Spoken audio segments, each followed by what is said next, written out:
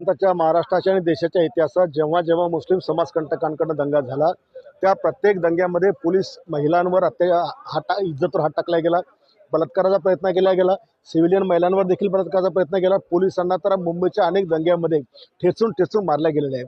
या दंग्यातही कुऱ्हाडीसारखे वार पोलिसांवर त्या ठिकाणी घातले, महिला पोलिसांची याच्यावर अब्रू टाकली.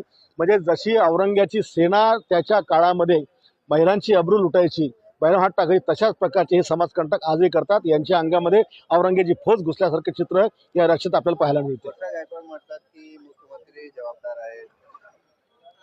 या गोष्टीला जबाबदार कोणीच नाही. या देशातील समाजकंटक आहेत की जे औरंगजेबाला आपला बाप समजायला लागले आहेत. ज्या वेळेला महाराष्ट्रामध्ये त्याची कबर करण्याबरोबर संपूर्ण हिंदू धर्म असेल किंवा सर्व शिवप्रेमी असतील यांची ही माग आहे आणि याच्यामुळे तुम्ही त्याला कोणाला जबाबदार होता असं नाही आहे. ही सगळ्यांची मनाची भावना आहे आणि म्हणून ती जी दंगल घडली, खरं तर त्या प्रतिकात्मक दर्ग्याचं दहन झाल्यानंतर पोलिसांनी त्या वस्तीमध्ये ही माहिती घ्यायला पाहिजे होती की दिवसभर दगड कशाकरता जमा केली गेली, कशाकरता एका समाजाची प्रतिष्ठानं बंद केली, का एका समाजाच्या गाड्या हटवल्या गेल्या आणि त्याच्यामुळे फक्त जो एक हिंदू समाज शिल्लक राहिला त्याला टार्गेट केलं गेलं. आणि याला जबाबदार पोलीस यंत्रणेचं अपयश आहे जे त्याचा शोध घेऊ शकले नाही. सर एक ही सवाल बोले महाराजांचा